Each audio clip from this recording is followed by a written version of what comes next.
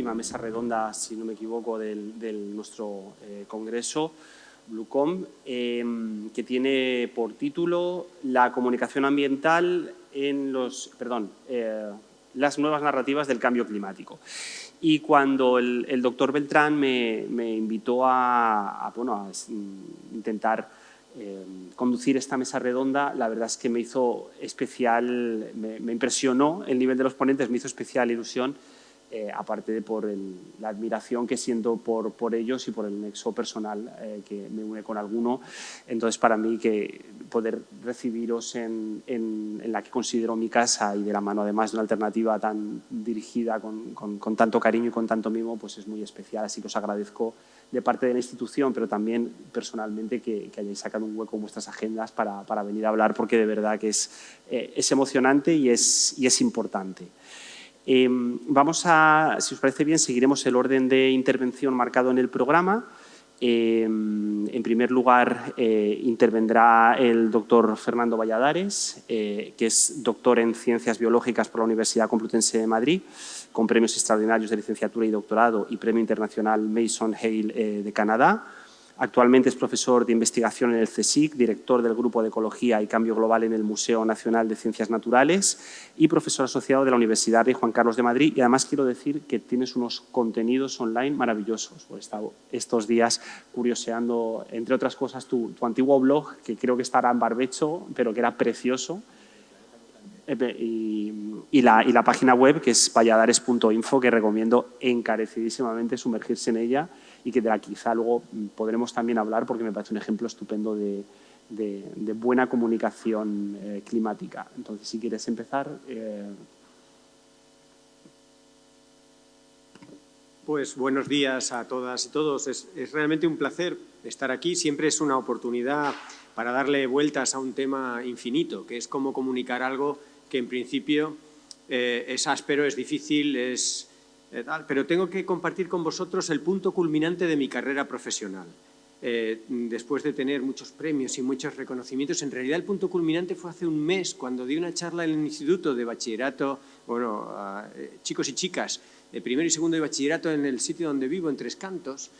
Y después de hablar sobre el cambio climático, una chica toda muerta de vergüenza delante de los profesores dijo: Fernando, es la primera vez que estoy 50 minutos sin consultar el WhatsApp. Eso para mí ha representado un antes y un después. Si he sido capaz de eso, creo que puedo hablar no solo con Isabel Ayuso, sino con hasta los negacionistas más recalcitrantes. Para mí comunicar el cambio climático es un arte y como científico me descubro ante los artistas. De hecho, creo que la fusión entre la ciencia y el arte, que la aprendí hace años en un proyecto en el contexto de la Unión Europea, me parece clave, porque como científico me he dado cuenta que solamente contar contenidos, solamente explicar, llega a como mucho un tercio de la audiencia. Solamente un tercio de la audiencia va a tener el tiempo, la motivación y la capacidad para entender los contenidos. Sin embargo, prácticamente el 100% de la audiencia tiene sentimientos. Algunos no, pero la mayoría, la inmensa mayoría, tienen sentimientos. Y los artistas son, francamente, especialistas de pulsar esos sentimientos. Así que, si nos podemos aliar con ellos, fenomenal. Y si no, aprendamos de ellos algunas de las herramientas, bien sean gráficas, bien sean plásticas, bien sean escénicas, para comunicar un gran desafío. Un desafío que tiene sus lados ásperos, sus lados positivos, sus lados, en cualquier caso, muy complejos, y nadie va a querer embarcarse en el cambio climático si no hay un punto de motivación. ¿Por qué vamos a cambiar? ¿Por qué vamos a cambiar el modelo socioeconómico? ¿Cuál es la razón para hacerlo? Si no exploramos esa causa última que tiene que ver con los sentimientos, da igual toda la razón que podamos emplear. Así que creo que es una combinación a la hora de abordar el cambio climático de, por un lado, por supuesto, el diagnóstico, pero del diagnóstico hay un exceso. Creo que el diagnóstico llega a un momento que nos bloquea a todos. Pero sí, indudablemente una parte de diagnóstico de la situación tiene que siempre ir. Tiene que tener una parte de soluciones. Esto ya en el decálogo de la comunicación del cambio climático se lleva tiempo insistiendo. Hay que acompañar el diagnóstico con soluciones.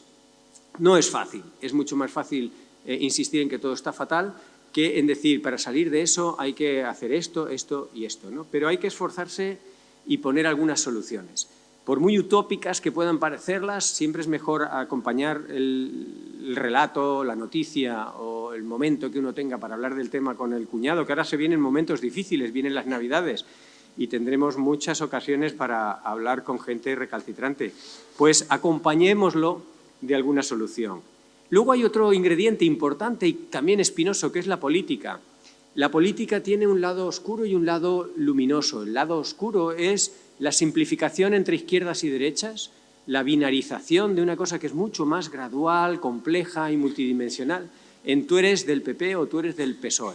Bueno, se puede correr ese riesgo, pero hay que asumirlo. Hay que intentar evitarlo en lo posible, pero sí que hay que enfrentarse a la dimensión política del cambio climático. Por supuesto que el cambio climático desafía la manera en la que nos organizamos, la manera en la que tomamos decisiones y, por supuesto, que desafía a las ideologías, más a unas que a otras. Y ahí hay que actuar con honestidad y reconocer que el patrimonio del bien común es un patrimonio mayoritariamente defendido y argumentado desde las izquierdas, lo cual no significa que si eres de las derechas quedes ni fuera ni sin ser arte y parte de todo el desafío y las soluciones. Así que hay que meterse en política, claro que hay que meterse, pero con la elegancia para que no caigamos en un debate crispado, absurdo y estéril. Y por otro lado hay que añadirle un punto de positividad, y en esto lo voy a ilustrar, porque digamos que las malas noticias corren solas. Hay una gran cantidad, profusión de malas noticias relacionadas con el cambio climático y desde luego la prensa se encarga de ponerlas en primera plana a diario, ¿no? No es noticia que esta mañana a las 10 de la mañana la temperatura fuera la esperada. Sin embargo, sí es noticia que en los últimos 3 días se ha sobrepasado un récord. Es decir, tenemos un sesgo con las malas noticias que hay que corregir con un esfuerzo muy determinado de localizar las buenas, que quizás son menos, y además luchamos contra un sesgo psicológico tremendo, que es, y esto está muy bien documentado y lo compartimos con todas las especies longevas del planeta, es la aversión a las buenas noticias porque no te terminan de aportar más allá que un momento de placer y tu cerebro está perfectamente determinado a evitar los riesgos que están asociados con las malas noticias. Así que tenemos una tendencia biológica, social, de los medios de comunicación a centrarnos en las malas noticias.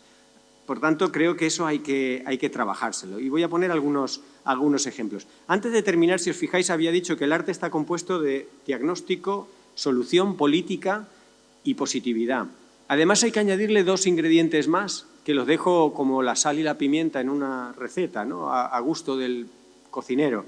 Hay que incluir valentía, y eso no todos somos valientes y normalmente no nos entrenan mucho para ser valientes. Y hay que ponerle un punto de humor, no todo el mundo tiene el mismo humor, la capacidad de humor. ¿Y por qué digo lo del humor? Precisamente como un antídoto para neutralizar las malas noticias y la agresividad, la crispación que puede venir de la política. Hay un montón de cosas que se neutralizan bastante bien con un punto de humor.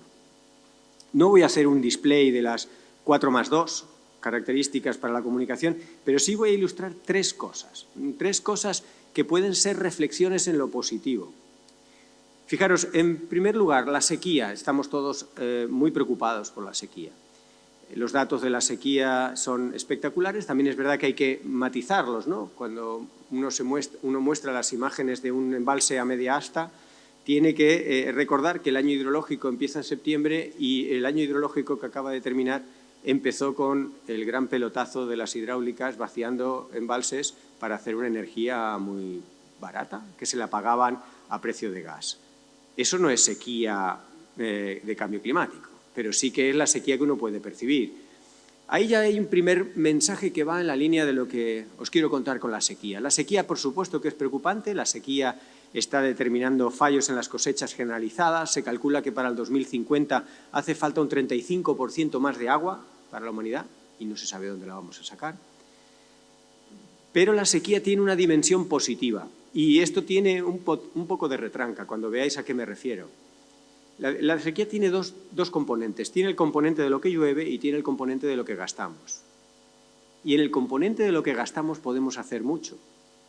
De ahí viene la buena noticia. Así como todo lo que hagamos por mitigar el cambio climático puede tardar 10 o 15 o 30 años en notarse, y por tanto los tiempos de reacción del sistema climático son lentos y pueden desesperanzarnos. Todo lo que hagamos con la gestión del agua se nota mañana.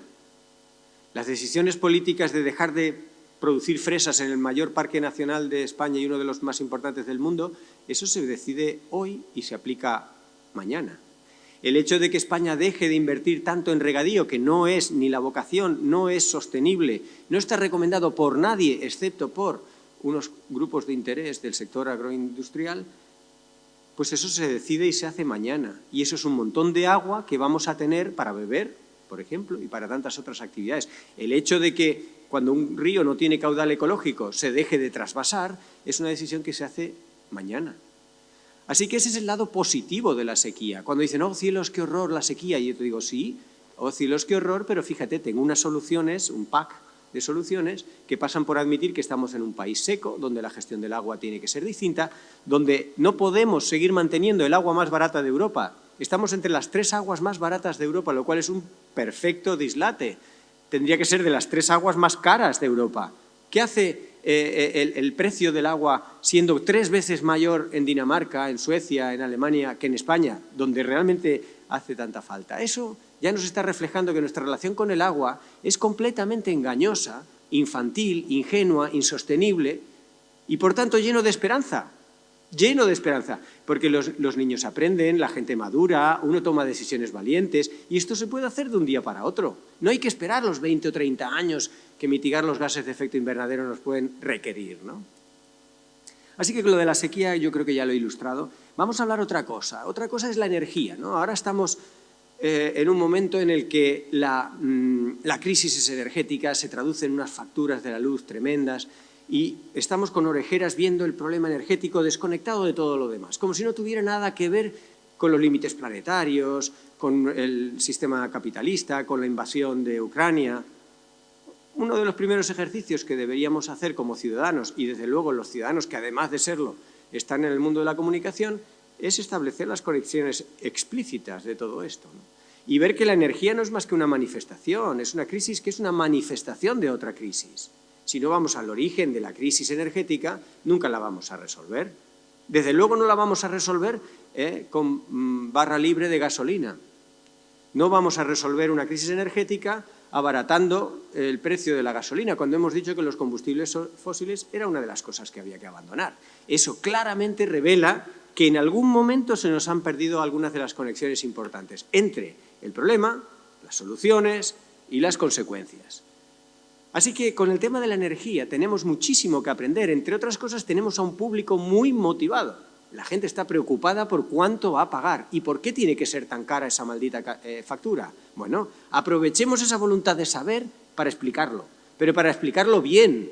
La explicación que se está escuchando es una explicación absolutamente aburrida, que no va a resolver para nada el problema. Son explicaciones técnicas, tediosas. ¿Por qué no vamos a las cosas con enjundia? Por ejemplo, una buena noticia, nos sobra energía. Esto dicho así no se oye mucho. De hecho, los españoles consumimos el doble de la energía necesaria. Claro, y algunos dirán, ¿necesaria para qué? Y digo, bueno, pues para ser sanos y felices. Hay un estudio hecho por Jackson y colaboradores que muestra cómo, a medida que se aumenta la disponibilidad de energía desde prácticamente cero, niveles muy básicos, van aumentando esos indicadores de bienestar y felicidad hasta que llega un momento en que se satura. Ya por mucha más energía que tengas, esos 9 indicadores aceptados normalmente de bienestar y felicidad no aumentan más. ¿En qué valor se satura? Pues en 75 gigajulios por persona y año, que viene a ser exactamente la mitad de lo que consumimos en España. Así que en España nos sobra la mitad de la energía. Eso es una buenísima noticia, salvo si trabajas en el sector de la energía. Los norteamericanos consumen 5 veces más energía de esos 75 gigajulios. También una estupenda noticia, ¿no? Hay grandes diferencias entre unas regiones y otras dentro de un país, del mismo modo que hay unas grandes diferencias entre unos países y otros en el uso de la energía. Pero realmente no estamos en un momento de déficit energético. No solo no hay que construir centrales nucleares por todos los riesgos que tienen, que también, sino porque es que no hacen falta. ¿A quién le hacen falta energía nuclear o más energía? Por supuesto, a los que trabajan en el sector energético. Pero además podemos invitar en esta lista tan estupenda de personas que nos complican la vida y de instituciones que nos hacen menos probable llegar a fin de mes o fin de año o fin de siglo, a los políticos, a quienes mantienen un sistema en el que la provisión de servicios básicos, en el que el mantenimiento de los derechos humanos se supedita a una forma de hacer negocio con ello. Lo tenemos con el sistema sanitario. Un 1% del presupuesto de sanidad se dedica a prevenir. El 99% se dedica a curar a la gente enferma. ¿Por qué? Porque es donde está el negocio. Pero si sabemos evitar que la gente enferme, ¿por qué no lo hacemos? Porque no da dinero. Si nosotros solo necesitamos 75 gigajulios por persona y año, ¿por qué se está ofertando ahora 16 veces eso? Eso sí, con renovables, todo muy bonito, muy tecnológico y muy sostenible, aparentemente. 16 veces más. ¿Por qué? Porque es un negocio. Yo no tendría obstáculos a que fuera un negocio si no fuera que instalar todos esos paneles fotovoltaicos y campos eólicos supone una ocupación del territorio, supone una vulneración, como estamos viendo ahora, de derecho internacional sobre impacto ambiental, que hay que hacer trampas al solitario y no solo llamarle a las energías nucleares y de gas energías verdes, como si eso fuera a cambiar su naturaleza sostenible, sino es que ahora tenemos que infringir con códigos internacionales que declaran la protección del medio ambiente para poner campos solares y fotovoltaicos 16 veces más de los que hacen falta. Digo, esta locura, ¿alguien la está viendo así? ¿Y qué tal si lo comunicamos así? Incluso podemos traer a un humorista o a un artista. Esto da para muchas cosas, no solo series distópicas, sino series de humor, personas que no paran de reírse, de decir, fíjate qué propuesta que me ha hecho Endesa Iberdrola, que ha puesto sobre la mesa 16 veces más la energía que nos hace falta. Ja, ja, ja, ja, ja. Y lo podríamos pasar muy bien. Yo creo que a la hora de comunicar, esto sería prime time y lo vería todo el mundo. Yo esto no se lo he contado a Netflix, pero estoy seguro que bien hilvanado daría para una serie de primera línea. No solo tenemos que hablar del lince y de la orquídea, que son evoluciones fascinantes, que requieren un poquito de estar introducido en esto de la biología. Es que en esto del medio ambiente hay otras cosas que nos tocan el bolsillo, que nos tocan al cuñado, que nos tocan al día a día y que contadas con un poquito de chispa, yo creo que provocan. Es verdad que hablábamos en unos segundos antes de entrar que estas cosas podrían molestar al jefe de redacción o desde luego lo que podrían es provocar, ¿a quién? Algunas de las empresas que financian la comunicación. Fijaros, en agosto estuve participando en algunas cuestiones relacionadas con las macrogranjas y hilvanamos unas 10 razones por las cuales la producción industrial de carne no está justificada. No solo no está justificada, sino que es una fuerte amenaza para la salud y el futuro de la humanidad. Y haciendo esto, conocimos a algunas empresas del sector. No voy a decir los nombres, pero si uno va a Castilla-La Mancha, la principal empresa, con mucha diferencia, es responsable de las macrogranjas. Claro, esta empresa, su Producto Interior Bruto, su gestión económica tiene tal implicación sobre el futuro de la comunidad de Castilla-La Mancha que se sientan a debatir con el presidente de la comunidad. El presidente de comunidad le dice, ¿todo bien? Y si ellos dicen que sí, sí. Si dicen que no, es no. Ahí lo pongo como un ejemplo de que también el dar de comer se convierte en un negocio. Primero un negocio y después dar de comer. Pero claro, utilizan lo de dar de comer como una especie de cheque en blanco, como dar energía, una especie de cheque en blanco, y nos saltamos un derecho humano universal que se acaba de declarar. En julio de este año se ha declarado un nuevo derecho humano universal, el derecho a un medio ambiente saludable y limpio. Es un nuevo derecho humano.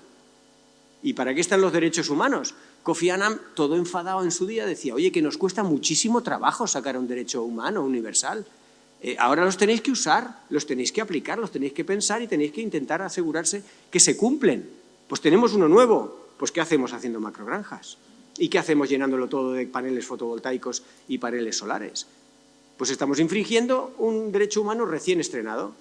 Esta yo creo que es una manera alternativa de contar las cosas y se pueden documentar con datos científicos una vez que picas la curiosidad. Pero en primer lugar, yo creo que es un gancho de actualidad y de urgencia que no es incompatible ni con la ciencia, ni con la realidad, ni con los argumentos sobre la gravedad del cambio climático. Así que lo dejo por aquí. Gracias. Pues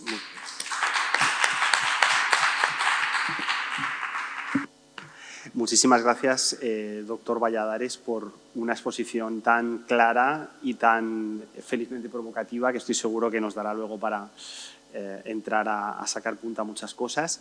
Quiero dar la palabra ahora al doctor José Luis Piñuel, que bueno, es una figura extraordinariamente relevante en el campo de la comunicación y el cambio climático. Es doctorado en Comunicación en Estrasburgo y en Filosofía en la Universidad de Salamanca, fundador del grupo de investigación MDCS, que actualmente tiene el sello de excelencia por la Agencia Estatal de Investigación, e fue investigador principal del proyecto El discurso hegemónico de los medios sobre el cambio climático, riesgo, incertidumbre y conflicto.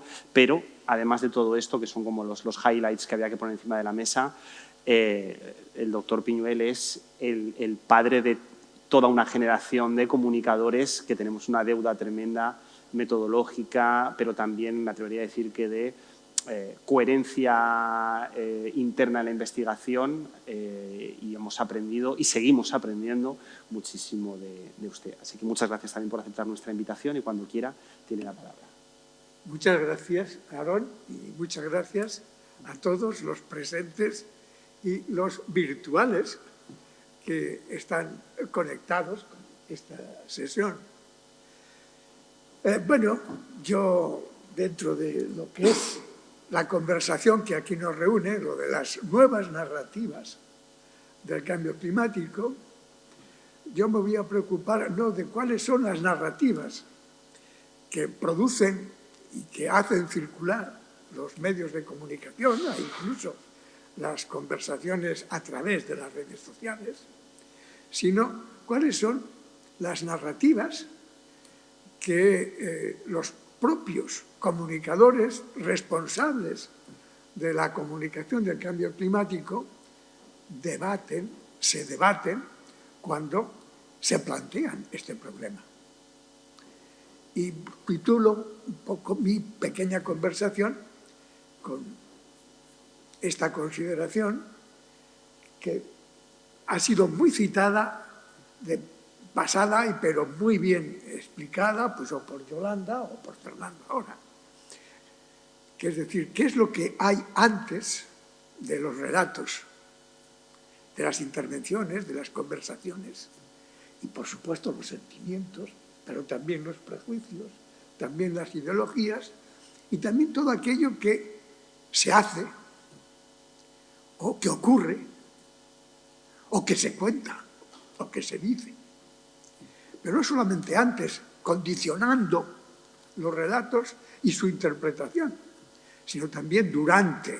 Son los escenarios, los contextos en los cuales circulan, se interpretan y persiguen objetivos los propios relatos, los escenarios. No es lo mismo este escenario dentro de este salón de actos, en una facultad de ciencias jurídicas, en la Universidad Jaume I, que otros muchos escenarios que son los que dotan de sentido a las significaciones de los relatos.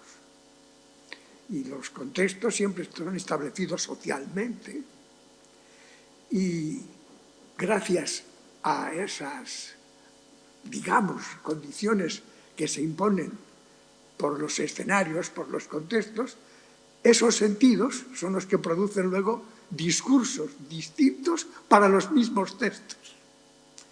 Se cambia de escenario, se cambia de contexto y a lo mejor no se ha cambiado el texto, pero los sentidos... Y un poco cuando ayer debatía Susana y Manuel, decolonizar, descapitalizar, etc. Todas aquello que también es decrecer, que es lo que está en la base de lo que contaba Fernando. En realidad es que con las redes sociales lo que están desapareciendo son los contextos, porque los contextos se los imagina solo el que está esperando que lo que él dice y se le ha ocurrido decir, todo el mundo lo va a leer, luego no lo lee nadie. Hacer un link ya está. Y se están desapareciendo por completo los contextos y los escenarios pues de las culturas orales, de los próximos, de aquellos con los cuales uno convive, etc. Eso está condicionando también los relatos durante su emisión y su interpretación. Y después, ¿qué se persigue? ¿qué se consigue? ¿Qué se hace? ¿Qué ocurre y qué se cuenta después de los relatos? Bueno, pues esto, digamos, es el planteamiento en función del cual, bueno, pues yo recurro a un esquema que no voy a explicar, voy a ir muy deprisa, pero que digamos, en el enlace tenéis un artículo en el que hablo de la biosfera y la noosfera, de la que hablaba James Lovelock. Bueno, pues digamos que lo más relevante de este esquema, el eje de coordenadas, la implicación, aquello que urge cuando se enfrenta uno a una quiebra del acontecer, a un peligro, cuando la implicación es muy alta, la reflexividad, es decir, el tiempo lo da, las reacciones son inmediatas, entonces hablamos de miedo y las reacciones orgánicas. Hombre, un huracán produce miedo, no necesitan discursos ni memorias de otros huracanes, y a cualquier ser vivo con sistema límbico le produce miedo una quiebra del acontecer de ese tipo. Y me refiero a eso por hablar de la resiliencia al cambio climático y los fenómenos meteorológicos extremos, etc. Hay veces que luego ya de la propia experiencia de la acción y de la interacción, los círculos concéntricos, bueno, pues posibilita reacciones cognitivas, que son las amenazas. Bueno, no quiero entrar en explicaciones muy amplias de todo esto, sino para distinguir precisamente las nociones de peligro, vulnerabilidad y riesgo que se corresponden con las tres capas, digamos, de una cebolla, que son los tres tipos de discursos con los cuales va aumentando la reflexividad y la dilación de las respuestas, ¿no? Los discursos genéricos, los discursos hegemónicos y los discursos canónicos. Un ejemplo, antes del famoso PowerPoint que mereció luego ser nombrado Premio Nobel de Al Gore, bueno, pues recogía un discurso genérico que se produce por los saberes profesionales, por ejemplo, de la ciencia, del cambio climático, y se hace genérico entonces como riesgo para el planeta, para la biosfera, para los seres vivos, etc. Pero cuando se le da el premio Nobel, entonces hay un discurso hegemónico. Acordaros de los discursos hegemónicos de los que hablaba Gramsci, por ejemplo. Y hoy día, con relación al riesgo del cambio climático, ya lo que se detecta es la vulnerabilidad, porque se hace hegemónico el discurso de la ciencia, no el discurso de las religiones, ni el discurso de los más cernícalos en la política, por ejemplo. A mí me avergüenza que Ayuso haya sido licenciada en periodismo y además en comunicación política en mi facultad. No sé debajo de qué mesa meterme cuando me ocurre esto, ¿no? Y cuando los discursos hegemónicos se debaten en las cumbres del clima, pues lo que se persigue es establecer los discursos canónicos, aquellos que dictan por la comunicación y sin discurso. No hay forma de establecer, de prescribir qué es lo que hay que hacer y si no se hace hay que sancionarlo. Son los discursos canónicos. Bueno, pues sobre esta base, a la hora de buscar pues, qué se hace o qué ocurre o qué se cuenta, bueno, pues a la hora de poder rastrear cómo se están produciendo esos relatos, esas narrativas, establecer categorías temáticas, esferas espaciotemporales, donde se dan los contextos y cuál es la provisión de respuestas ante el acontecer. Un poco el 1, el 2 y el 3 para aquello que se hace, que es antes siempre, durante y se persigue después. En el caso del cambio climático, bueno, pues inmediato, el primer término, quiebras ambientales, un huracán, unas 45 grados de temperatura ambiente. Esferas, pues las de la corporalidad y territorio en la agenda cotidiana de cada día, de cada momento. ¿Y qué es lo que moviliza? Pues las destrezas adquiridas en seguridad, versus el miedo.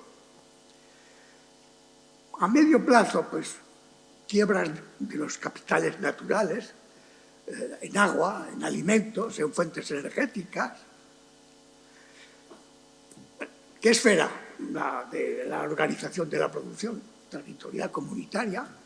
Es algo que no es de hoy, que es de ayer, pero que precisamente en función de los discursos de actuación, rituales, peligro, etcétera, las prácticas sociales de destrezas profesionales, puede llegar un discurso canónico que mañana, como decía Fernando, hace cambiar todo.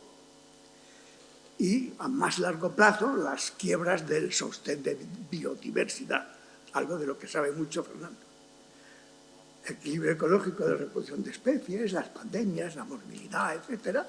Espacio-temporales, pues la territorialidad social, instituciones sociales, tanto científicos como políticas, como económicas, de las que se han debatido aquí, que si el lavado verde, que si la economía azul, etcétera. Y, lógicamente, ahí vienen los discursos hegemónicos y la defensa en torno a la vulnerabilidad, fortalezas y los protocolos de legitimación sociocultural. Bueno, vamos a ir un poco más deprisa. ¿Qué ocurre?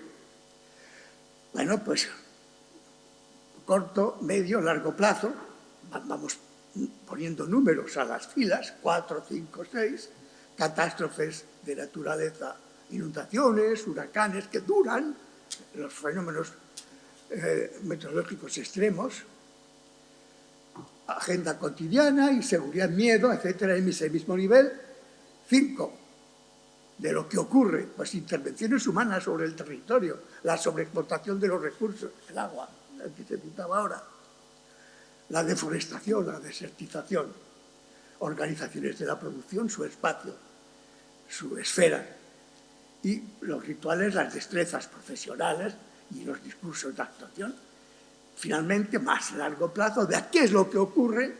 Pues las confrontaciones sociales por las migraciones, las guerras, la esfera de las instituciones sociales y las respuestas, vulnerabilidad versus fortalezas por los protocolos de legitimación sociocultural, es decir, los discursos hegemónicos que aspiran a establecer canónicamente prescripciones. ¿Y qué se cuenta? Bueno, pues 7, 8, 9, 10. Lo de 10 es lo más largo plazo. Cambios del entorno, controversias climáticas. ¿Por qué? Porque ahí es donde juega el relato, donde juegan las conversaciones, los debates, los discursos. En las esferas de la agenda cotidiana, pues con actuaciones de interacción comunicativa, y ahí es donde entran las ideologías fundamentales por las cuales se produce inmediatamente, de una manera muy mecánica, muy automática, los prejuicios, las actitudes absolutamente...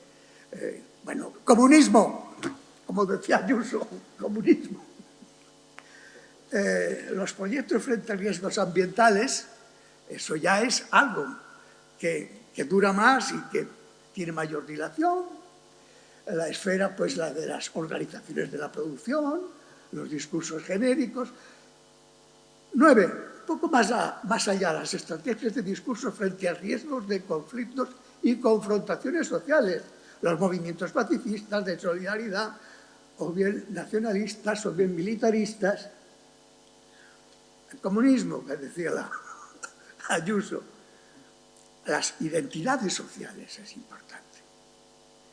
Y los discursos hegemónicos que luchan a través de las creencias y saberes por las cuales se organizan los relatos.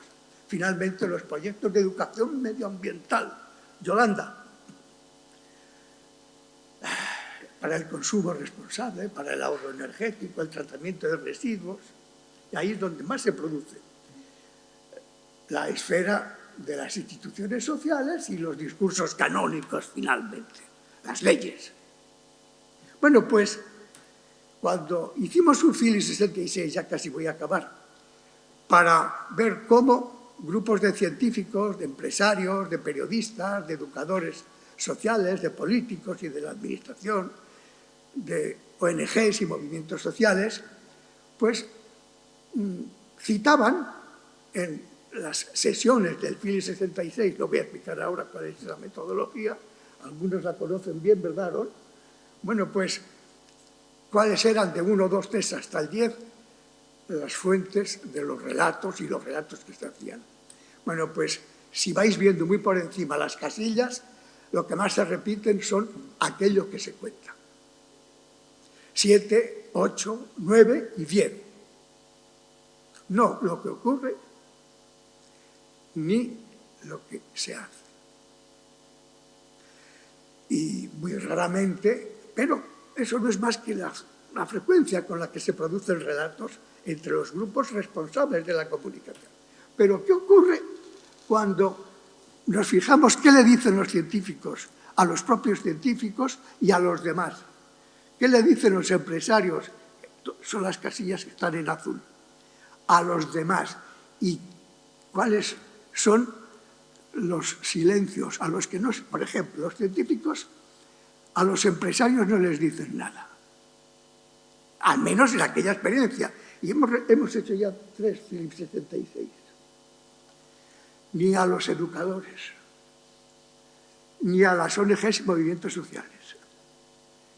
Y sin embargo están necesitando mucho, los científicos, ayuda en comunicación. Los empresarios no le dicen nada a los educadores, tampoco, ni a los políticos, ni a las ONGs. Los periodistas, nada a los empresarios, a todos los demás sí.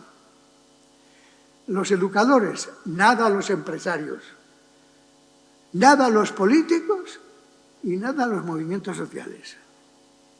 Pero luego, si fuéramos, pero yo creo que ya no tengo tiempo de ir comentando qué es lo que realmente dicen.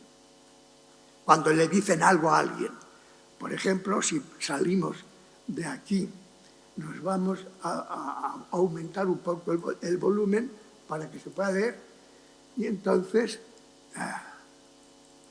bueno, así ahora podéis leer mejor. Los científicos a los científicos. No sabemos comunicar a la sociedad. Debemos reforzar los gabinetes de prensa de los organismos de investigación. A los periodistas. Demasiado sensacionalismo. Y lo acaba de decir ahora Fernando.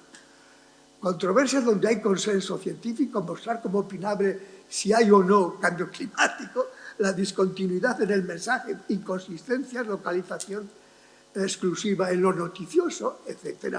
¿Qué le dicen a los políticos? Inacción, abstención, derivación de la responsabilidad a otros y de las soluciones. ¿Y qué le dicen los empresarios a los científicos? Pues es que el mensaje científico siempre está trabajando la incertidumbre.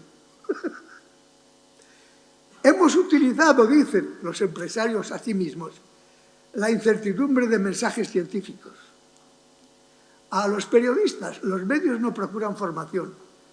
Escasa rigor o rigurosidad en los telediarios prime time.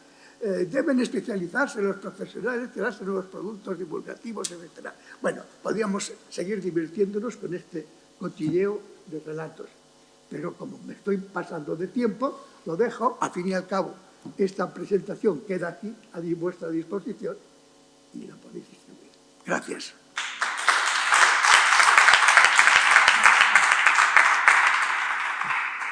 Pues muchísimas gracias, doctor Piñuel, por traernos también, además, como es marca de la casa, con ese rigor y esa sistematización tan habitual y tan pertinente y también tan provocativa. Estamos teniendo una mesa que está poniendo muchas cartas encima de, nunca mejor dicho, encima de la mesa. Y hablando de rigor y de coherencia, es para mí también un auténtico placer dar la bienvenida a nuestra casa a la doctora Herbiti, a María del Carmen Herbiti, que es doctora en comunicación por la Universidad de Navarra. Ha participado en 3 proyectos de investigación sobre la comunicación del cambio climático a través de las imágenes, los vídeos online y la comunicación del cambio en redes sociales. Además de ello, también ha participado en algo que me interesa muchísimo, que es un proyecto de desinformación, en este caso en el caso del COVID-19, pero creo que se genera una sinergia muy estimulante. Y además de ello, es subdirectora de la Escuela de Gestión Aplicada de la Universidad de Navarra y tiene la suerte de impartir estos contenidos y de trabajar con alumnos tanto de comunicación como de derecho en la asignatura Comunicación del Medio Ambiente y Cambio Climático. Así que muchísimas gracias, doctora Herbiti. Cuando quiera tiene la palabra. Bueno, buenos días a todas y todos y felicitar por este congreso y también pues, agradecer la invitación, ¿no? Pues voy a hacer una exposición que va a recoger distintos aspectos de la comunicación de cambio climático, o sea que va a ser una visión pues más panorámica, ¿no? Pero voy a intentar recogerlo hacia implicaciones pues, para las narrativas, que es el tema de esta mesa, ¿no? Bien, entonces había pensado pues, hablar un poco de estos aspectos, el volumen de la información sobre cambio climático, temas de contenidos, terminologías, imágenes y formatos, mostrando un poco la evolución y viendo dónde estamos ahora y qué se podría a lo mejor hacer desde el punto de vista de la narrativa, ¿no? Entonces, una de las cuestiones que a mí más me sorprendió cuando empecé a trabajar la comunicación de cambio climático, que fue para mi tesis doctoral, pues es saber que ya en el siglo XIX, o sea, allí queda, esto la ciencia ya lo había puesto sobre la mesa, o sea que ya había una publicación científica y ahí ya se recogía esa previsión de un incremento de la media global de la temperatura pues debido a las emisiones de CO2, ¿no? Y sin embargo, pues es que sorprende que esto hasta 92 años después, o sea, en el 88, pues no estuviera en la agenda pública, ¿no? O sea, no estuviera en el campo de la política y en los medios de comunicación, ¿no? Entonces, en ese año se dice que es un poco el punto de la entrada, ¿no? del tema del cambio climático en la agenda mediática, en la agenda política también, pues a raíz de, bueno, un poco con lo que nos ha pasado este verano aquí, ¿no? Pues en Estados Unidos en ese año tuvieron un verano también con una ola de calor impresionante. Un científico de la NASA pues, fue allí a declarar al Senado y a partir de ahí es pues, cuando esto parece que ya llega a la portada, en este caso en concreto, del New York Times, y ya a partir de ahí, que este es un medio de referencia, no solo en Estados Unidos, sino en el mundo, pues esto entra ya en la esfera pública, ¿no? Entonces, siempre me ha chocado este gap de años tan largo entre en que la ciencia diga una cosa y luego esto, con el interés que tiene este asunto, ¿no? Llegue a la esfera pública, ¿no? A partir de ahí, ¿qué es lo que hemos tenido en cuanto a volumen de información? Bueno, pues lo que se ve, esta es una gráfica que hacen en Colorado, recogiendo datos de medios de comunicación de países de los 5 continentes. Lo que se ve es que hay una serie de picos de comunicación del tema y otros momentos en donde el tema es muy marginal, ¿no? Entonces, esos picos de comunicación que aparecen aquí son en el año 2006, un pico muy puntual en el año 2000, a finales de 2009, el 2015 y luego a finales del 2018 este tema empieza a repuntar, creo que ya Gemma Teso lo apuntó en su conferencia, ¿no? Y hay un bajón por el COVID, pero estamos ahora también en un momento de pico informativo sobre temas de cambio climático, ¿no? ¿Qué hay detrás de cada uno de estos picos? Bueno, pues es que siempre hay un evento en el que apoya esa cobertura, ¿no? De los medios de comunicación. Está en el año 2006 una campaña muy exitosa de Al Gore, es vicepresidente de Estados Unidos, recibe el premio Nobel de la Paz, el premio de un Oscar de la Academia por el documental Una verdad incómoda. Bueno, pues esta es una campaña exitosa, pero no siempre ha sido así, porque luego el pico puntual de 2009, cumbre de Copenhague, pues se debe a un tema pues, que fue escandaloso, el robo de mails de científicos que investigaban el clima en Reino Unido, en la Universidad de Reino Unido, y pues algunos de esos contenidos de esas conversaciones en mails salieron a la luz pública intentando cuestionar que se estuviera trabajando bien el tema del cambio climático, queriendo decir que se manipulaba, ¿no? Y tuvo consecuencias en la opinión pública, porque cuando luego se hicieron encuestas, estudios de opinión pública después de este suceso, pues la concienciación bajó y la desconfianza en la ciencia pues aumentó, ¿no? El pico de 2015 es por el Acuerdo de París y a partir de finales de 2018 lo que ha pasado es que bueno, pues ha habido como lo que es la movilización social, ¿no? Esto ya ha pasado, pues ha permeado en la sociedad y entonces pues hay una figura muy concreta que es Greta Thunberg, pero también pues otro tipo de movimientos sociales son los que están bueno, pues los que se han movilizado y han conseguido esa presencia también pública, ¿no? Y en medios de comunicación. En cuanto al contenido, pienso que ha habido unos años en lo que el debate un poco estaba puesto sobre el consenso y entonces se decía, ¿hay consenso científico o no hay consenso? Antes hablaba, ¿verdad?, el doctor Piñol sobre la incertidumbre, eran los años en los que se decía aquí hay incertidumbre, bueno, era un poco intentar poner el foco en la ciencia y en si en la ciencia esto estaba claro y si había consenso, ¿no? Se hicieron estudios pues, para demostrar que sí, para demostrar el grado de consenso entre la comunidad científica, pero aunque se iba demostrando que había consenso, cada vez había más consenso, cada vez había en cierto sentido menos incertidumbre porque cada vez se sabía más, ¿no? Las prácticas periodísticas estaban contribuyendo a una imagen un poco deformada de la realidad. ¿Por qué? Pues porque ese balance o ese equilibrio que se quería mostrar respecto a diferentes puntos de opinión en el tema, hacía que los escépticos del clima, entonces se llamaban escépticos, luego ya salió el tema de los negacionistas, ¿no?, pues estuvieran siendo sobrerepresentados en medios de comunicación, ¿no? Estoy en unos estudios de Boykov y demás. Esto fue un poco, se fue atenuando, fue a menos, aunque nunca ha terminado de desaparecer. Y por lo tanto, en cuanto a contenido, bueno, yo diría que como más o menos hasta el Acuerdo de París se estaba centrando bastante en temas de si hay consenso o no hay consenso, ¿no?, para cuestionarlo, pero que me parece que ahora ya, y los estudios que van saliendo últimamente, se están enfocando más hacia acción o inacción, ¿no? Porque es verdad que las posturas negacionistas han tenido que ir evolucionando y entonces ahora los estudios, hay uno también en España que dice, bueno, claro, es que tampoco es que ahora estén diciendo no existe el cambio climático, sino que, bueno, de una forma más sutil o más compleja, la narrativa lo que está intentando decir es, bueno, es que poner excusas para la acción, ¿no? Es que, bueno, las renovables no son una solución o estos otros países tampoco hacen los deberes, ¿para qué vamos a ponernos nosotros a ello? Una serie de narrativas que lo que están llevando es a demorar la toma de decisiones y la acción, ¿no? Entonces, yo creo que ahora en cuanto a contenido las cosas van por aquí, ¿no? Muy asociado también a esto está la terminología.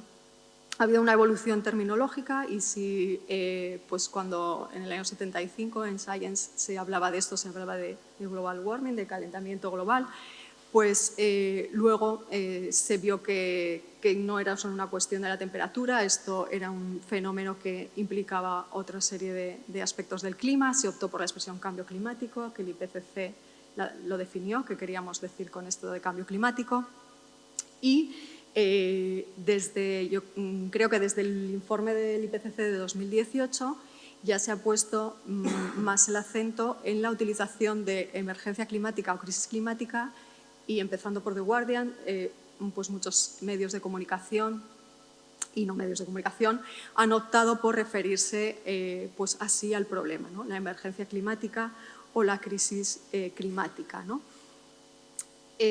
Otro tema que este sí que lo he tenido ocasión de abordarlo pues, a partir de la tesis, ¿no?, y luego pues, con el grupo de investigación con el que trabajo, es el tema de las imágenes. Esta noticia no la pongo porque me parece que dice muy bien lo que pasa, ¿no? Las consecuencias del cambio climático son peores que el coronavirus, pero no lo vemos, ¿no? Bueno, pues pienso que buena parte de la comunicación de cambio climático tiene este problema de visibilidad, y que a lo mejor no está tanto en el discurso, sino en mostrarlo y se muestra visualmente, ¿no? Entonces hemos pasado de unas primeras comunicaciones del tema en las que la imagen era el derretimiento del hielo y nos remitía a los polos, y esto implicaba poco. El engagement con esto era poco, pues porque no lo vemos a lo mejor como algo pues que es distante, ¿no? Psicológicamente, no solo geográficamente. Entonces, esto ha cambiado mucho y ya ahora se está comunicando, bueno, también porque los propios impactos del cambio climático los estamos viendo en casa, entonces, claro, esto cambia porque ahora ya no es solo en los polos, ¿no? Entonces, bueno, pues esto también ya se ha trabajado y se dice cómo hay que contar con imágenes, ¿no? Cómo hay que narrar con imágenes. Aparece ahí también, he puesto una imagen de las chimeneas. Bueno, pues en los estudios, estos estudios de Saffron O'Neill y su equipo decían, claro, las imágenes de las chimeneas te ponen en contexto de la dimensión del problema y las causas del problema, obviamente, pero uno puede sentir que yo ante esto no tengo nada que hacer, yo ante esto no tengo poder, ¿no? Bueno, pues todo tiene su peligro, ¿no? Entonces, aquí organizaciones como Climate Outreach pues tiene iniciativas de este tipo, Climate Visuals, donde propone una serie de recomendaciones de cómo hay que contar con imágenes, ¿no? Entonces, pues el acercar el problema a los impactos más locales, el hecho de que aparezcan personas en las imágenes, ¿no? Que no solo sean imágenes, bueno, pues de espacios naturales, etcétera, ¿no? Bueno, pues esto ya está bastante trabajado. Y por último, en el tema de los formatos, pienso bueno, pues que lo que ha ocurrido aquí es que a partir del año 2000 pues han ido saliendo una serie de redes sociales a la que, bueno, no ha sido mi caso, ¿no? Pero mucha gente se ha lanzado en masa y esto pues tiene muchas cosas muy buenas, ¿no? Y supongo que tenemos grandes divulgadores en redes sociales, nos permiten ese acceso directo a científicos, a expertos en el tema. Y también se introducen una serie de formatos novedosos que son interesantes, porque generalmente los formatos de redes sociales son como mucho más personales, como dirigidos a uno, el lenguaje es más informal, etcétera. Muchas opciones de comunicar de forma diferente, ¿no? Pero bueno, un poco también con sentido del humor he introducido esta otra diapositiva, pues porque tampoco son la panacea, ¿no? Porque al final no es que todos estén en redes sociales pues, para hablar de medio ambiente y cambio climático, sino que a lo mejor pues, sí que seguramente se ha podido llegar a un público más amplio, pero seguramente todavía puede ser que sea un público reducido, no lo sé, ¿no? O sea que aquí este estudio dice que, bueno, pues en Tinder muy bien, pero que cambio climático y medio ambiente pues no tienen tantos seguidores, ¿no? Bien, entonces un poco por cerrar algunas cuestiones que pienso que podemos aplicar de todo lo que ya hemos ido viendo, porque llevamos años de comunicación de cambio climático, ¿no? Mejor o peor, pues creo que una cuestión fundamental es el tema de que hay que enganchar con algún evento, porque por mucho que trabajamos las narrativas, si no hay ocasión de narrativa, pues difícilmente este tema va a llegar a los medios de comunicación y se va a poner ahí, ¿no? Bueno, antes contaba por aquí un periodista lo que costaba, ¿no? Que sus jefes le dejaran sacar adelante determinados temas, ¿no? Entonces, pues es verdad, ¿no? O sea, hace falta eventos noticiosos para enganchar las narrativas y últimamente, ¿no? Que, bueno, pues ha habido esta serie de ataques a obras de arte, ¿no? Bueno, puede ser cuestionable, no sé si puede ser contraproducente, lo que están haciendo, pero lo que sí entiendo que pretenden es salir en los medios, ¿no? O sea que eso está entendido, ¿no? O sea que por lo menos que el mensaje salga, ¿no? Entonces, creo que es una cuestión que igual pues, estamos dejando pasar por alto, pero bueno, pues está ahí, ¿no? La terminología ya es una narrativa, ¿no? O sea que el hecho de que haya habido una evolución terminológica y que en unos determinados momentos se haya llamado de un modo u otro, y de hecho hay estudios que, sobre todo en Estados Unidos, ¿no? Pues para ver cómo las implicaciones de global warming y climate change para los republicanos, para los demócratas, etcétera, porque las percepciones eran distintas. Las imágenes también están contando, o sea que las imágenes entiendo que también son narrativas y pienso que son bastante potentes. Y luego el tema de redes sociales, ¿no? Bueno, pues ahí es verdad que aquí algunos, pues como Fernando, ¿no? pues están ahí en el mundo digital y pueden estar haciendo aportaciones también novedosas, ¿no? Y bueno, pues muy bien conseguidas. Y nada más por mi parte. Muchas gracias. Pues muchísimas gracias también por todo este aparataje de sugerencias. Yo tengo muchísimas notas y tengo muchas ganas de preguntar muchas cosas que se me han pasado por la cabeza, pero me gustaría bueno, abrir el turno de palabras y que fuera en lo posible un intercambio global entre los que estamos aquí, y si la gente que nos está viendo en casa quiere participar también. Yo tengo aquí el chat de YouTube abierto, así que se pueden sentir perfectamente interpelados e interpeladas para participar en el debate. Así que si alguien quiere tomar la palabra.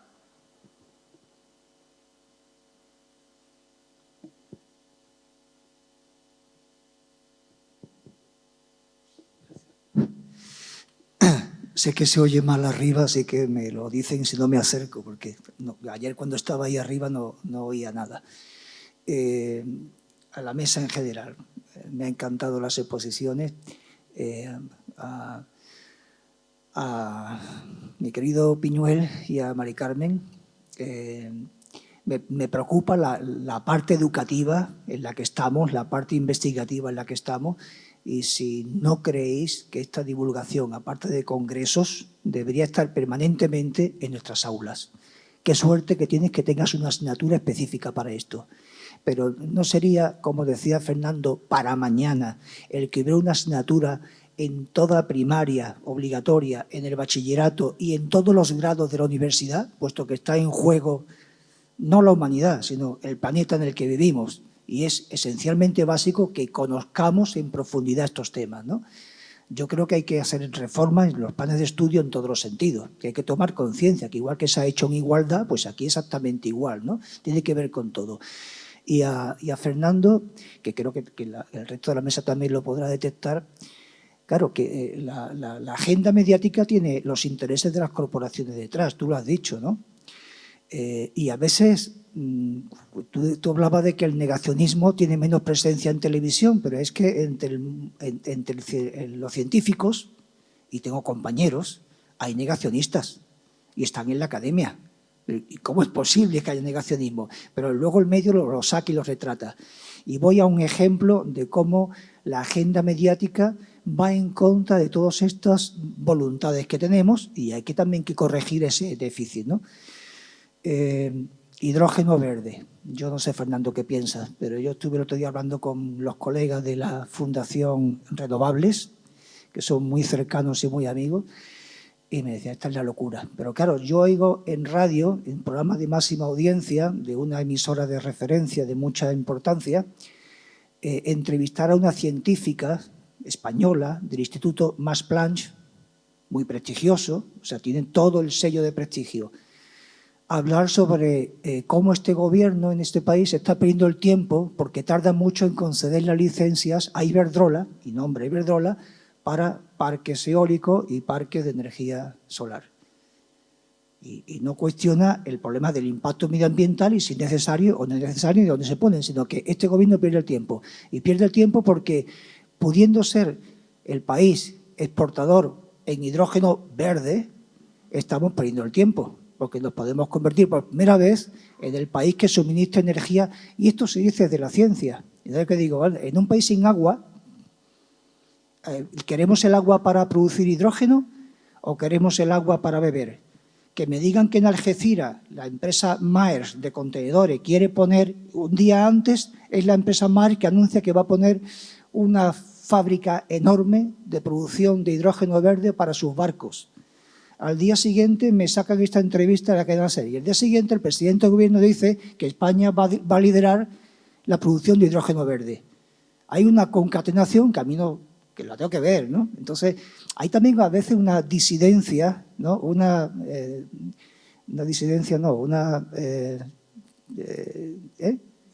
disonancia, ¿no? En el mundo científico que contradice una cosa y otra, ¿no? Entonces, esto también es un problema que si el periodista especializado está bien formado, evitaría llevar a cabo estas entrevistas y diría, oiga, pero ¿qué le parece a usted que en un país que no tiene agua, es como decir, voy a producir hidrógeno verde en el desierto del Sáhara? No, o sea, a mí me causa esto mucho ruido y mucho problema, ¿no? Entonces, todas las buenas voluntades quedan aquí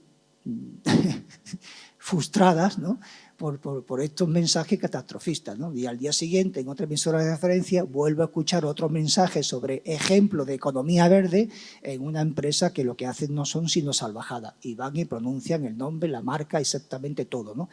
Hay un problema de comunicación en los periodistas, hay un problema de corporativismo en las empresas que están controladas por quienes están controladas, pero también tenemos un problema en el ámbito científico a veces cuando, bueno, quizás es menos, porque es la amplificación de esto que se hace aprovechando esas disidencias científicas, ¿no? O esas disonancias, ¿no? Perdón por haberme extendido. Bueno, has tocado temas muy importantes. Al menos dos cosas a lo que dices, que en general estoy muy de acuerdo con tus preocupaciones. Fijaros que con esto del cambio climático en la educación se van haciendo unos avances pequeños, simbólicos, tanto por lo pequeños como por lo importantes que son. Se tuvieron que encerrar los estudiantes en la Universidad de Granada para lograr que la rectora admitiera por fin que el cambio climático se impartiera en todos los grados. Pero si no se encerraron y estuvieron varios días sin querer salir, la rectora estaría todavía prometiendo cosas, ¿no?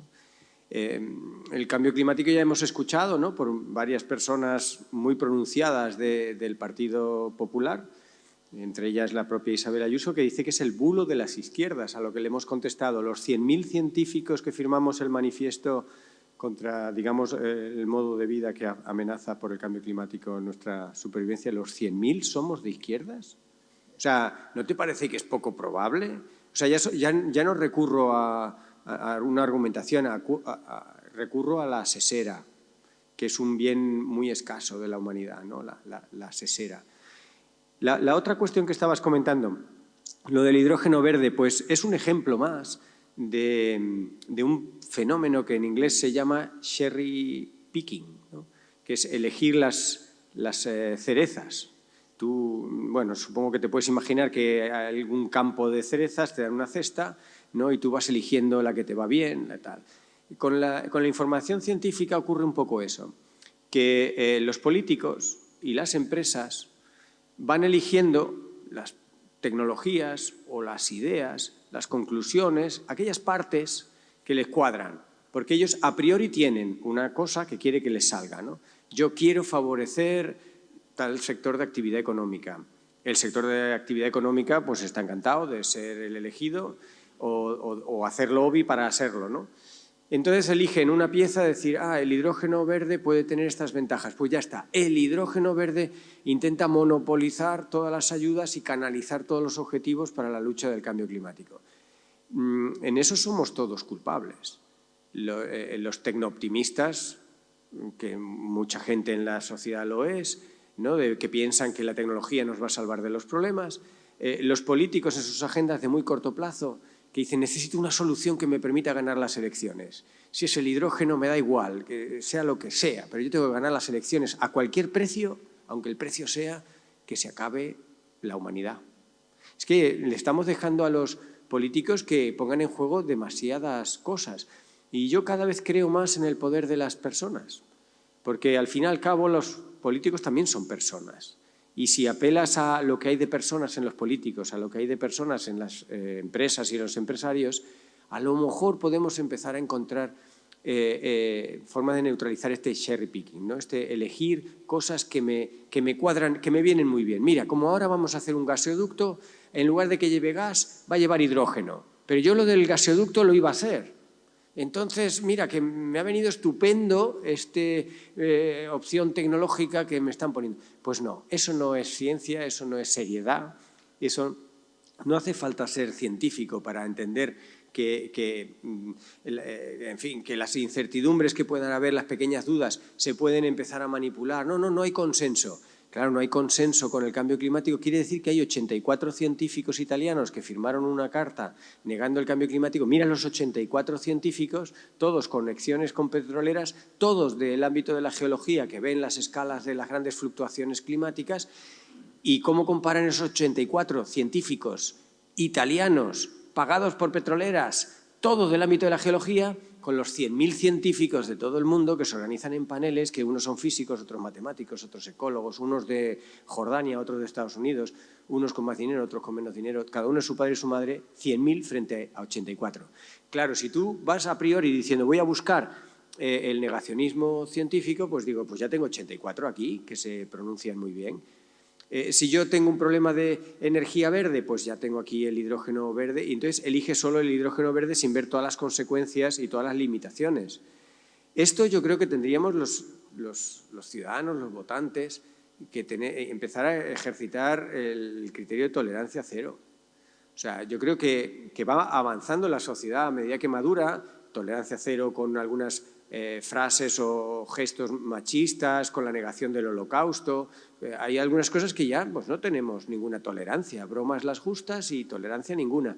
Pues lo mismo con el cambio climático y con los políticos o con los empresarios que hacen un poco esta labor de cherry picking, que no sé cómo se traduciría en español, no sé si tenéis la expresión, pero que es esa idea de elegir, ¿no?, lo que te va bien para tu argumento y entonces al final pues desvirtúas completamente el estudio científico o la idea original.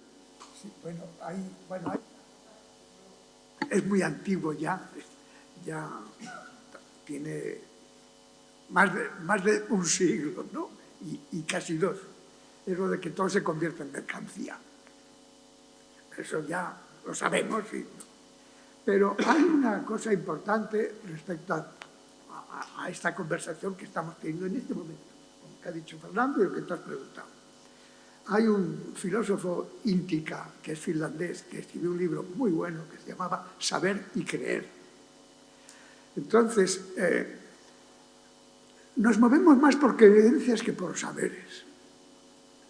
Incluso en el dominio de la ciencia, salvo el investigador que ha probado no la verdad de algo, sino la falsedad, porque lo que en ciencia se prueba, se confirma, es una falsedad, para proponer, lógicamente, otro camino hacia otra falsificación, así sucesivamente. Pues salvo el científico que personalmente él y su equipo ha confirmado una falsedad y sabe, entonces lo que sabe, todos los demás científicos, yo me considero dentro del dominio, en el ámbito de la comunicación, nos creemos a otros científicos y cuando a través de la ritualización de esos escenarios y esos contextos que proporcionan sentido, que yo decía antes, nos intercambiamos opiniones, hacemos nuestros relatos, en realidad es en función de los contextos cómo adquirimos la confianza en lo que creemos y en lo que creemos los científicos. Entonces, en realidad, todas las personas, los políticos tontos y más listos, los científicos más brillantes, todos nos movemos más por creencias que por saberes. E incluso progresamos en nuestros saberes yendo de una creencia a otra. Porque al fin y al cabo nuestro procedimiento científico es el de ir descartando verdades. Si nos estamos moviendo siempre en el dominio de la creencia. Entonces, como estamos movidos por los sentimientos y por las creencias, es por lo que todo lo que es medio y largo plazo, pues los convertimos en trampas. Y lo peor de todo, aunque es una de las ventajas de la democracia, es lo de los proyectos a 4 años, a ganar elecciones. Es que eso... O sea, hay profesiones en las cuales, ya sea por unos motivos u otros, se confía y se asegura y se siente, además, la creencia del medio, del largo plazo. En el corto plazo, sin embargo, es lo que nos está moviendo. De las 24 horas, incluso hasta durmiendo y soñando, nos estamos moviendo por la inmediatez. Y ante la inmediatez nos rendimos. Y el medio y el largo plazo ¿Quiénes se mueven más por el medio y el largo plazo? Los que están recién emocionados por el descubrimiento del futuro, que son los adolescentes y los jóvenes más tempranos. Y ahí tenemos los movimientos Friday, la Greta Thunberg y todo lo demás. ¿Por qué? Porque ellos son los que están más habituados en función de sus creencias a confiar en aquellos saberes de más largo plazo. Y son los que, en la juventud, es cuando uno está dispuesto a dar la vida por los ideales, y a medida que vamos cumpliendo años. Pues eso es mi comentario provocado por esa pregunta tan bonita. Yo quería apuntar una cuestión. Creo que la educación ambiental, no, la verdad es que no he investigado tanto en el campo de la educación como en el de la comunicación, pero pienso que por necesidad esto va a avanzar.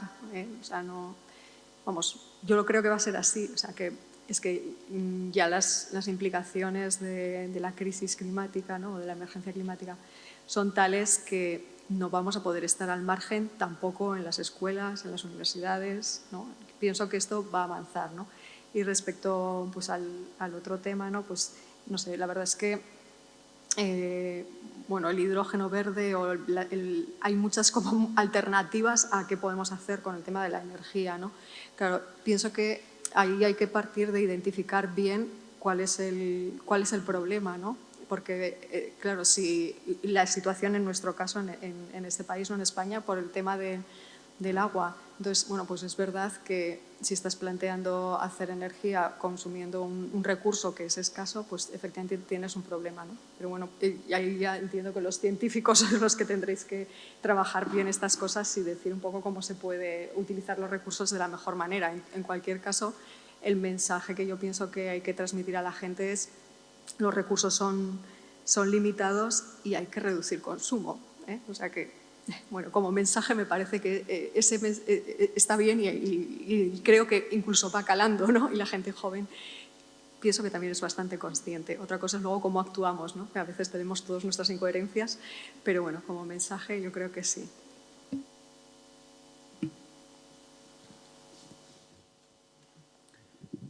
Si les parece, podemos hacer estas dos intervenciones y luego tenemos también preguntas desde casa. Bueno, enhorabuena a los tres. Como periodista ambiental me hubiese gustado que se hubiesen dejado un poquito más de tiempo cada uno, porque me han encantado las tres exposiciones. Lo dejamos para el BlueCom 2, ¿vale? Y Fernando, yo te tengo que decir que eres un bicho raro y lo sabes, ¿eh? Pero eres un buen bicho raro como comunicador. Espero que no esté en peligro de extinción. No. Espero que no. Hay una cita muy buena que, mientras hacía esta exposición, me ha venido a la cabeza de Francis Allais, que no sé si lo conocéis. Francis Allais es un botánico tropicalista francés, experto en bosques tropicales primarios, que él se hizo famoso porque empezó a estudiar el dosel del bosque con dirigibles en los años 80 aproximadamente, ¿no? Él tiene una cita, bueno, ha escrito un libro también, escribió un libro muy bueno que os lo recomiendo, que se llama Un mundo sin invierno, es excelente, y él tiene una cita, a raíz de lo que decías tú, Fernando, que decía: poetas, sean ustedes bienvenidos, necesitamos que nos den alas para que salgamos de nuestras cuatro paredes. Bueno, por eso te digo que eres un bicho raro. Después, hablando de agua, porque el agua es yo creo que es uno de los temas más importantes que tendrán que abordarse en esta situación de crisis climática. Estoy preparando una noticia de 1 minuto 20 segundos, una noticia de 1 minuto 20 segundos sobre el acuífero jurásico del Maestrazgo, que no sé si lo conocéis, pero rápidamente os digo qué es. Es un reservorio de aguas subterráneas limpias, extraordinarias, que ocupa media provincia de Castellón, que nace en las montañas, se recoge el agua allí y ese agua llega al Mediterráneo a través del frente de la Sierra de Irta. Es un monstruo de aguas subterráneas que tiene 3 veces más el agua que en su día se pedía en el trasvase del Ebro hacia tierras de la Comunidad Valenciana y Murcia. Y lleva más de 30 años estudiándose, y hablando el otro día con el responsable de la investigación del Instituto Geológico y Minero de España, Bruno Ballesteros, me decía, oye, estoy desesperado. Estoy desesperado porque este reservorio sigue sin protección, sigue sin legislación en este momento de crisis climática. Y yo le dije, pues bien, Bruno, tengo 1 minuto 20 segundos para contarlo. Quiero decir que en fin, que el agua yo creo que es como sea, es decir, porque es este monstruo, acuífero jurásico es de carga natural, no es como los embalses que abres la compuerta para hacer energía, etc. ¿no? Entonces, yo no sé si es una pregunta, pero era un poco dejar un poco más también sobre la mesa todo este tipo de pensamientos, ¿no? Que ahora mismo estamos tratando, es decir, la necesidad de los científicos de comunicar, la necesidad de que los organismos como el Instituto Geológico y Minero de España, como el Instituto Cabanilles, tengan comunicadores, ¿no? Esto está por hacer, y sobre todo el debate del agua. Bueno, realmente has tocado para mí un tema clave, ¿no? Creo que el tema del agua es fundamental. Cómo comunicar el agua es en sí, yo creo, casi una asignatura.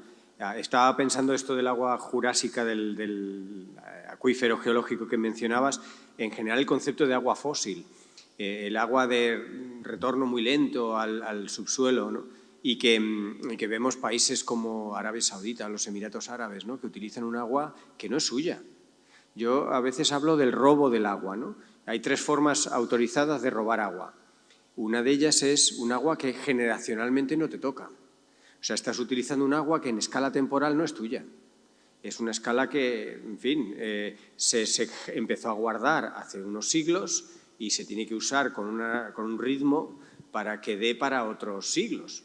Y no tenemos esa visión del tiempo y las escalas del tiempo en la renovación de la Tierra. Y esto, a lo mejor, una de las formas de empezar a entenderlo uno para poderlo comunicar tiene que ver con el concepto tan trillado de la huella ambiental, ¿no? En este caso, la huella hídrica. El tiempo que las cosas llevan a la naturaleza para reponerse o renovarse, o en algún caso deshacerse de los residuos, pero en este caso de volverte a dar agua limpia. Eso es una tasa. Y el concepto de tasa quizás es otro desafío de esos matemáticos sencillos, pero que la gente tiene que entender. Que no es que ahora tengas tanto agua, ¿no? Que no es que ahora haya tanto petróleo. Bueno, pero es que depende de la tasa de extracción, la tasa de quema de los combustibles fósiles, la tasa de uso del agua. A veces hay que ir a conceptos así muy básicos, saberlos contar. Y esto me permite una pequeña cosa a Mari Carmen. Me desafiaste cuando hablabas de que el cambio climático va a golpes de gancho de actualidad. Es verdad que un clásico en la comunicación es ir a ganchos de actualidad. Pues yo creo que tenemos que crearlos. Yo creo que hay que ser creativos, provocadores y crear ganchos de actualidad. No esperar a que ocurra algo. Y de hecho, por ejemplo, con este acuífero podemos crear ganchos de actualidad de pronto con Arabia Saudita haciendo una pista de esquí con agua fósil. Eso es crear un gancho de actualidad, porque nadie ha dicho se acaba de inaugurar la pista de esquí, pero si a ti se te ocurre la forma de decir agua fósil en el desierto para esquiar, algo así se convierte en un gancho de actualidad. Quiero decir que dándole vueltas a los disparates es una de las vías de crear, ¿no? Actualidad, disparates y como la antología aquella. El otro día sacaba el libro la antología del disparate, no sé si tuvisteis ocasión de verlo, pero es un libro ya un incunable, y muchos de los disparates eran de los niños en el colegio, las cosas para contestar una pregunta al examen, los disparates que se les ocurrían para intentar que no les pusieran un 0. Bueno, pues yo creo que hay que hacer esa antología del disparate, del cambio climático, del cambio global, y esa antología del disparate periódicamente crea ganchos de actualidad, ¿no? Con Qatar y los mundiales no se ha hecho suficiente antología del disparate. Y nos lo hemos encontrado ya los mundiales y hemos dicho, anda, qué ocasión perdida. Pero si teníamos unos meses para ir generando antologías del disparate, y esos son ganchos que tienen que tener un gran potencial, pero requieren un poco de tiempo y de creatividad, que no siempre cuando uno está comunicando vas luchando con el día a día, y tener ese momento de creatividad y de tiempo pues no es fácil. Sí.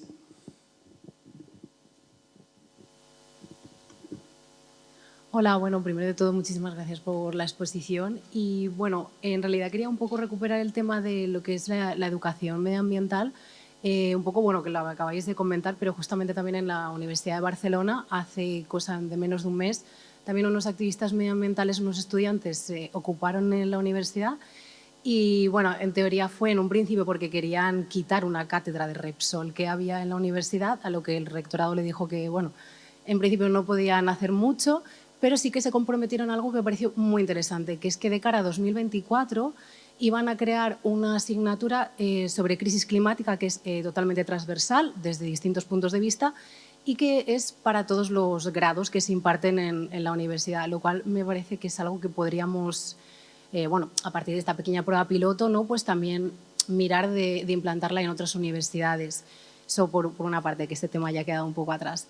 Y luego, por otra parte, con el tema que estaba comentando María Carmen, de las redes sociales, de las narrativas y demás, bueno, yo soy doctoranda y estoy justamente estudiando, me he adentrado en las redes sociales, en concreto en TikTok, porque me parece una red social muy joven donde hay mucho que explorar y mucho que ver. Y lo que estoy viendo, que puede ser que luego cambie de opinión, aún me queda tesis, pero lo que estoy viendo es que realmente los usuarios son bastante sujetos pasivos, es decir, no se plantean casi ni estrategias de solución ni de mitigación, quiero decir, es algo muy estático, es como, bueno, sí, existe el problema, pero no sabemos cómo afrontarlo, ¿no? Casi como una especie de ansiedad climática. Y por ahí quería un poco enfocar mi pregunta, es ¿qué opináis o cuál es vuestra opinión sobre cómo deberíamos enfocar las nuevas narrativas acerca de la comunicación del cambio climático, ya sea en redes sociales o en medios de comunicación? O sea, en términos generales, ¿qué opináis de esto? Sí, bueno, pues enhorabuena porque estás haciendo una tesis sobre comunicación de cambio climático, entiendo, ¿no? Bueno, pues eso ya está muy bien y seguramente leeremos tu tesis, ¿no? Cuando la tengas para los demás aprender, ¿no? Es que es una pregunta difícil, ¿eh? ¿Por dónde tienen que ir las narrativas? A ver, yo entiendo que estamos en ese momento de acción o inacción, o sea, que ahora mismo me parece a mí que la batalla narrativa está por ahí, o sea, que hay quienes quieren dilatar esto en el tiempo, no tomar medidas, y quienes estamos pues porque se tomen medidas, ¿no? Entonces, yo creo que es argumentar y contar eso, aunque como bien nos dice aquí Piñol, pues no basta solo con contar, tienes que de alguna forma también llegar un poco a las emociones, ¿no? Implicar a la gente de otra manera, porque no somos absolutamente racionales, ¿no?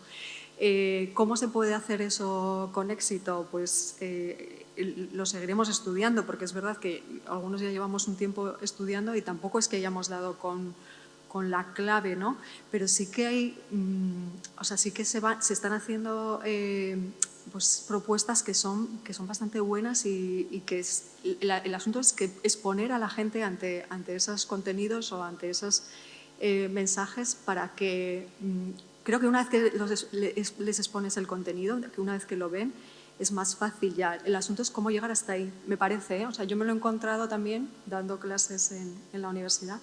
Pues me acuerdo que al acabar una clase se me acercó una estudiante de Derecho y me dijo, pues mira, yo tenía muy bajas expectativas con esto que nos ibas a contar. Eran unas horas que iba a hablar yo sobre comunicación de cambio climático en su programa de Derecho. Y me dice, y me ha encantado y me ha convencido, ¿no? O sea, claro, pero hay que llegar ahí porque si no, pues estaremos en otras aplicaciones y haciendo otras cosas y leyendo otras cosas o interactuando con no se sabe qué para ver si consigo un me gusta, ¿no? Que es un poco el peligro de las redes sociales, que sea superficial. Bueno, no sé si te he resuelto algo o te he puesto incluso más dudas, pero lo que se me ocurre decirte. Yo tengo una propuesta, y es que abandonemos la búsqueda de lo que no hay. No hay la solución, y menos con los jóvenes de ahora. Los jóvenes de ahora, si se caracterizan por algo, es por la diversidad. Diversidad en identidad de géneros, en lenguajes, en estilos, en redes. Las redes que van a usar en 2 años no existen hoy. Entonces, no busquemos la solución, sino adaptémonos a distintos lenguajes y estemos constantemente reinventándonos. Yo creo que no hay una solución. Los jóvenes no leen periódicos, no ven la radio ni ven la televisión. Y, sin embargo, se sienten informados a través de unas redes que quien verifica la calidad de esa información. Me parecía interesante ese análisis que haces, que yo también me ha parecido percibirlo, de que muchas veces están como agitados en una ansiedad sin encontrar la canalización hacia una acción o hacia un objetivo, ¿no? Pues ahí ya tienes un recurso para una mirada en un tipo de red, no la solución. Probablemente lo que funcione en Twitch o en TikTok no funcione en Twitter o en Mastodon o en Facebook, ¿no? Viva la diversidad. Lo que pasa es que la diversidad es justo lo contrario del monopolio de los medios, ¿no? Los grupos prisa, los grandes grupos que van sumando el periódico de tal, el periódico de cual, y al final se hace un mega mastodonte que por economía de escala resulta rentable, aunque puede ir a pérdidas y tiene una financiación y no sé qué. Acabemos con eso. Hagamos una información a medida de 10 personas aquí, 50 personas allá, y sobrevivamos en el mundo de la comunicación. En lugar de llorando por lo que ya no vamos a tener, vamos a ir trabajando sobre lo que se va haciendo a tiempo real, que son nuevas formas de comunicarse, mucho más dispersas, mucho menos centralizadas. Los índices de audiencia, antes cuando llegué se hablaba de Félix Rodríguez de la Fuente. Me gustaría ver a Félix, yo le quiero muchísimo, a mí me influyó muchísimo, pero me gustaría verle hoy. Claro, si en la época de Félix Rodríguez de la Fuente cantábamos la música del telediario, porque es que era lo único que se oía. O sea, eran unas condiciones completamente distintas. Ahora esos índices de audiencia no se van a dar, pero porque está atomizado para lo bueno y para lo malo. Y por eso no busquemos la solución. Antes sí, en los años 70, la solución era ser Félix Rodríguez de la Fuente. Ahora, ser Félix Rodríguez de la Fuente te ven los viejunos y tres nostálgicos. Por mucho que salga un nuevo Félix Rodríguez de la Fuente, no va a tener los índices de impacto que tendría.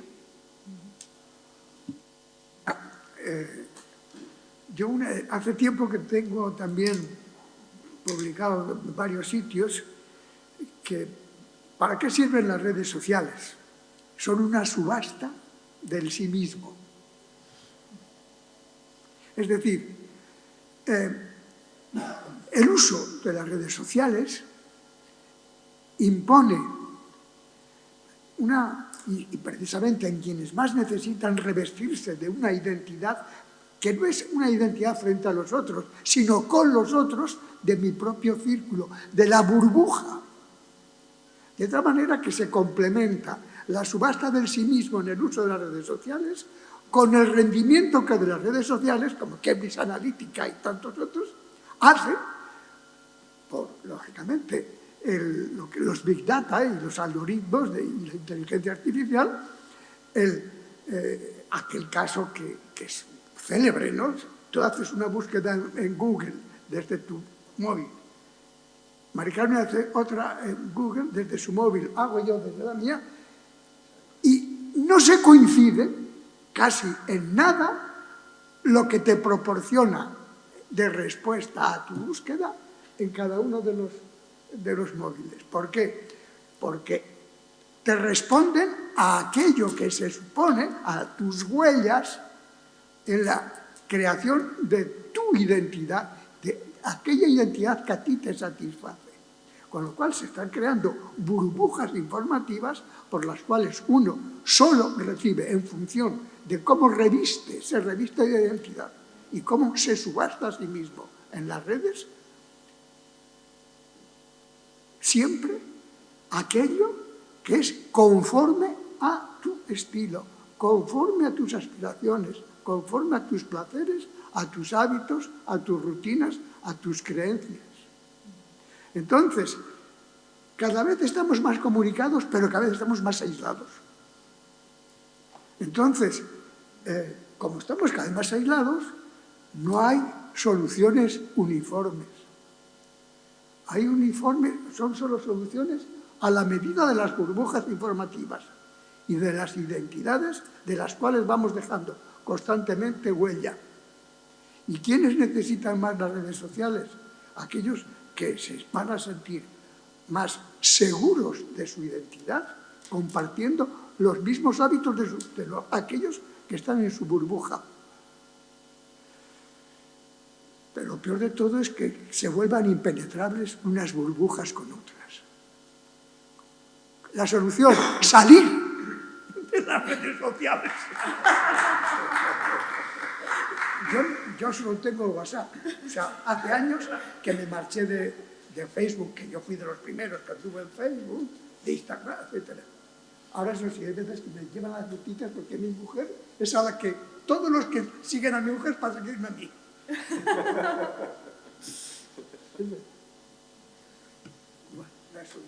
Bueno, y si les parece, tenemos una última pregunta, tenemos tiempo para una última pregunta desde casa.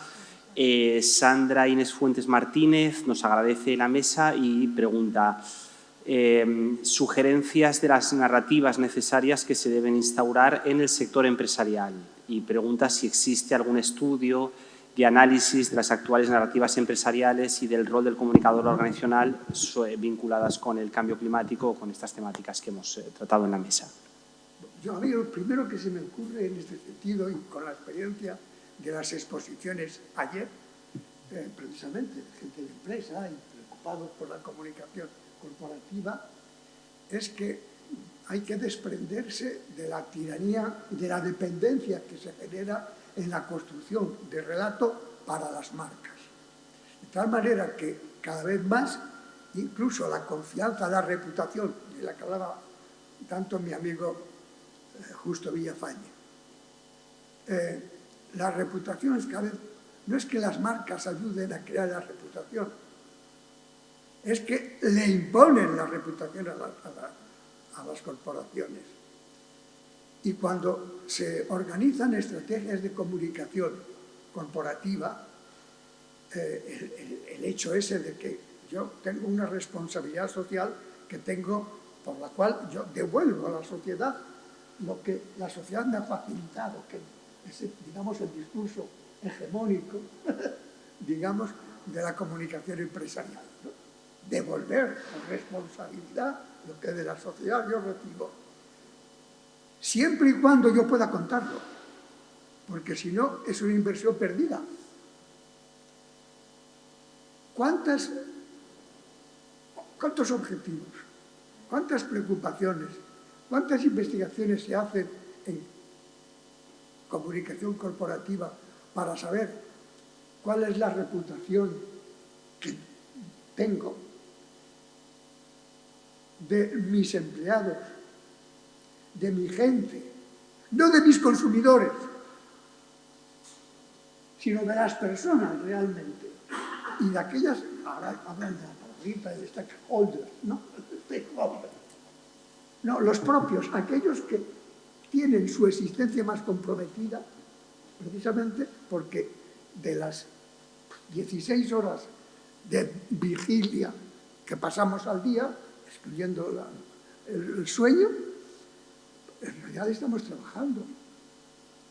Y estamos más en función, como aquel chico que le pregunta, ¿y tu padre qué es? Mi padre es portlandista. Pues trabajaba en Portland. Se me ocurre ahora decirlo, pero fue un caso.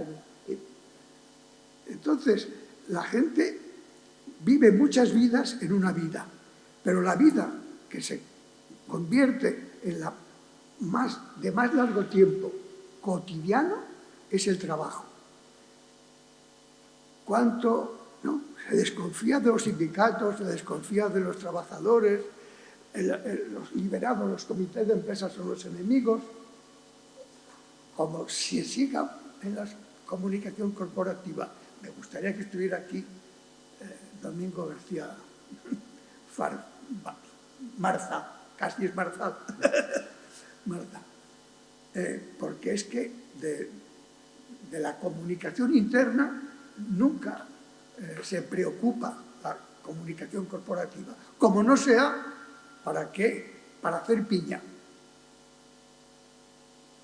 No sé, es Bueno, yo quería añadir un poco en la línea de lo que estás diciendo que hay un falso dilema que nos empobrece a todos, que tiene por un lado la visión productivista de las empresas y por otro lado la conciliación con el medio ambiente de esas mismas empresas.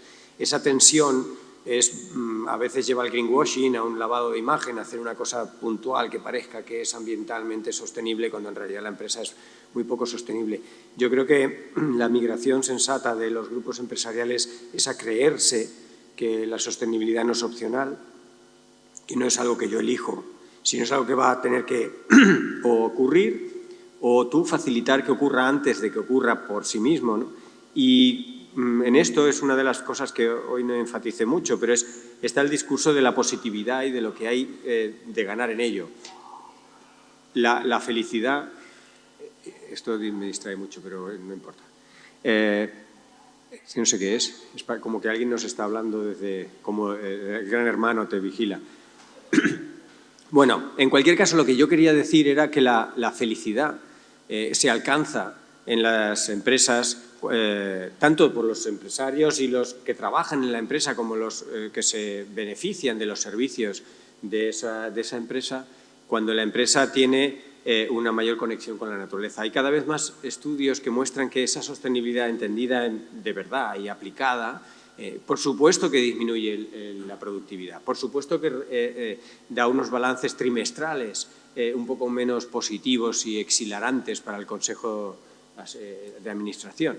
Pero, sin embargo, y este es uno de los mensajes que las empresas están empezando a entender tímidamente, eso puede marcar la diferencia de que existas como empresa dentro de unos años. El que sacrifiques beneficio en el corto plazo, que era otra de las trampas que tú decías, por hacer humana la empresa, y en la dimensión humana de la empresa está, por supuesto, el medio ambiente.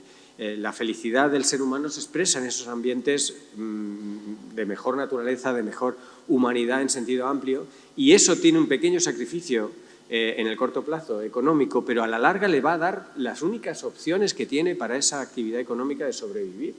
Entonces, comprometer economía por supervivencia a lo mejor es una manera de plantearle al sector privado que no estamos hablando de una imposición, sino estamos hablando de una oportunidad que o la aprovechas o dejarás de existir. Un apunte más, existe, es que claro, para no hacer publicidad de nadie, ¿no? Pero hay algunas empresas, en concreto del sector renovables, que han generado materiales para la comunicación de cambio climático muy interesantes, ¿vale? O sea, si se busca en Google algún material de alguna empresa de renovables, saldrá, y alguno de ellos fue viral, tuvo un vídeo viral con mucho impacto, que lo compartieron pues estos que están en redes sociales y que tienen muchos seguidores, llámese Alejandro Sanz y otros tipos de públicos. O sea que hay empresas que sí que están haciendo una comunicación potente de cambio climático, invirtiendo tiempo y dinero en ello, me consta, y los materiales pues están ahí también, ¿no? Se pueden consultar. Bueno, pues estamos en tiempo, así que muchísimas gracias a nuestros tres ponentes. Creo que ha sido una mesa realmente extraordinaria y muy cercana, muy crítica, con mucho voltaje, que al final es lo que perseguimos en esta casa.